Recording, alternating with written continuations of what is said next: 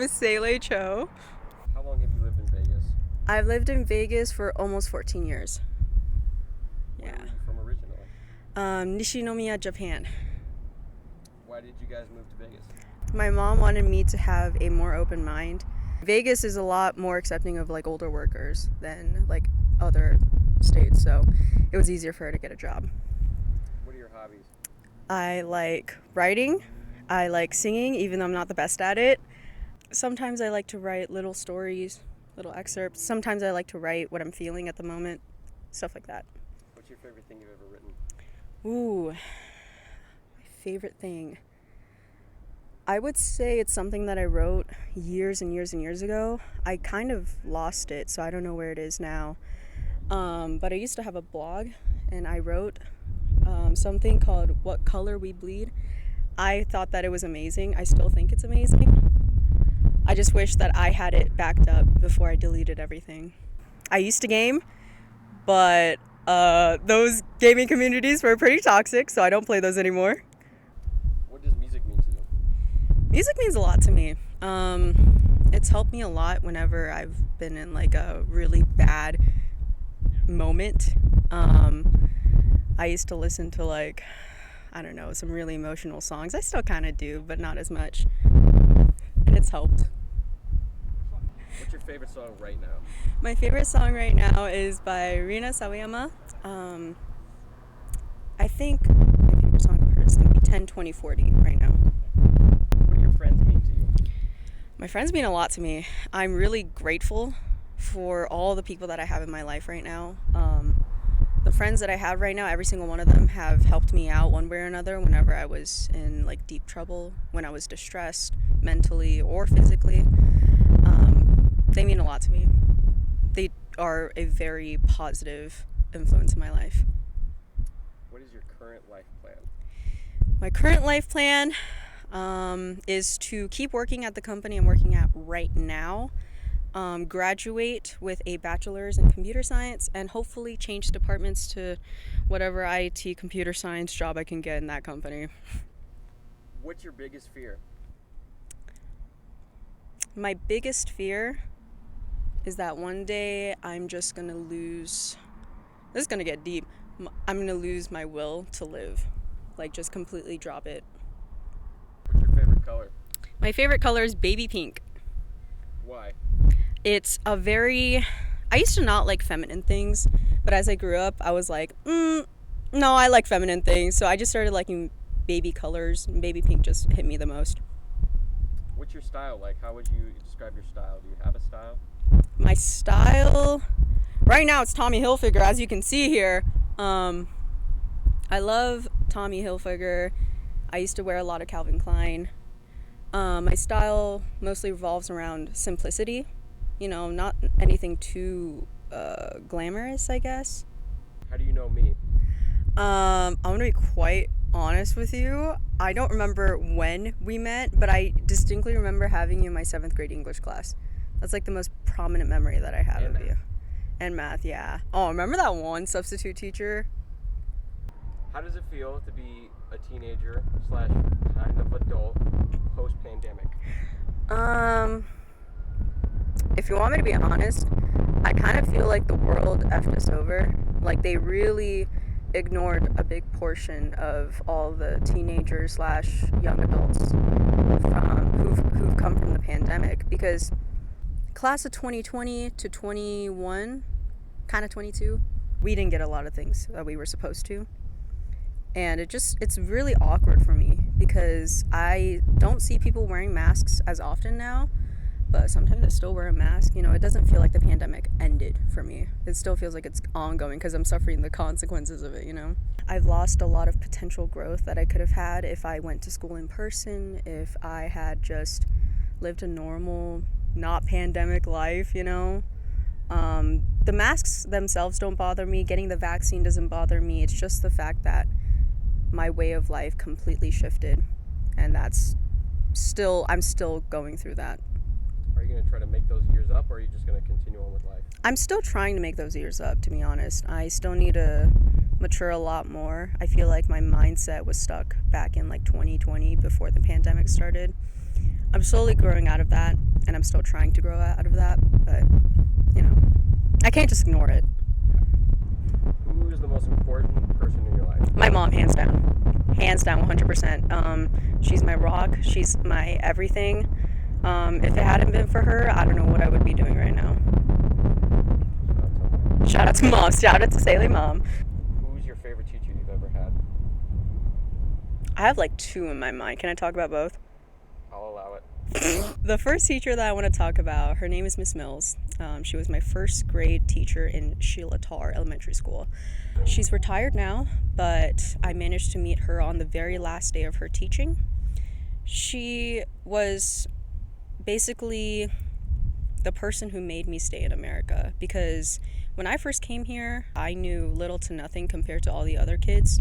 I would get F's like regularly, on the regular, on all my assignments, and that was a big hit to my pride because I used to be like a gifted student back in Japan, and I had to be given extra work. I had to be given extra homework in order for me to catch up with the rest of the class. And one time there was an instance where the entire class laughed at me because I couldn't pronounce the word caterpillar, and she made every single one of the students apologize to me, like one-on-one. And if it wasn't for her, I wouldn't be here in America. The second teacher I want to talk about is Mr. Kranz. He is by far one of the most influential male adult figures I've ever had in my life. His classroom was a safe space for me all the time. Every single morning I would go there and I would just let myself breathe, oh my God, I just got off the bus. I feel like I'm a wreck. I have barely had any sleep, but he would always look after me. He was always very kind. He never looked at me like I was lesser than, because some teachers are weird, they don't treat students right. But he was never like that. He was always very kind. And it was nice to have a person, an adult, that you could trust in high school, especially with everything that went on. What's your favorite animal? Oh, my favorite animal? Cat. Because this is gonna sound so cliche, but I relate to them a lot. I sleep a lot, I eat a lot, but I also feel like they're really independent. They don't crave attention all the time. They come to you when they want you, right? The interaction that you have with them is more similar to human interactions versus like with a dog, A lot of the time dogs are very aggressive with their love and they always want to be next to you, but cats aren't like that. Whenever I've been distressed, cats have always helped me. Like the cat that I have, Gino. One time I was really going through it, and Gino just came right up to me and he just stayed right next to me until I got better, and that was that. And they don't expect anything back from you after doing that. They just do what they do because they can feel what you're feeling, They get the vibe. What's something or someone that really motivates you? Something that motivates me. My past, I think. A lot of my past. I definitely didn't have a sunshine and rainbows childhood. And sometimes that catches up to me. And sometimes I have days where I just don't want to get out of bed. Not out of laziness. Sometimes that happens, but not out of laziness all the time. Sometimes it's because it feels like the whole world's weighing down on me and there's nothing else to do other than just mope all day. But I think about what my 6-year-old self would have done, what she would think of me right now, and I'd hate to disappoint her. So that's my kind of motivation. Where do you see yourself in 5 years? In 5 years, I see myself living a life that I can control, a life that I have the reins to. I would like to think that I have a little more control in what I do in my daily life and what I want to do in the future farther from that point. Pursuing what I actually want to do and not just what other people tell me to do or what other people think is right for me. Just living my life, happily, genuinely. What's your favorite word? I would love to pick a funny word, but I can't think of any, so I'm gonna say something really cliche, and say love, because it's a very versatile word. What's the most important item in your life? The most important item in my life is, this is gonna sound weird, but my cat's ashes. I used to have a cat named Chloe, and she helped me through a lot. Like I said before, cats are always helpful when you're emotional. And she passed away too soon, and we have her ashes in this little wooden box. And I realized that was the most important item in my life when I got robbed. It was like in February or something.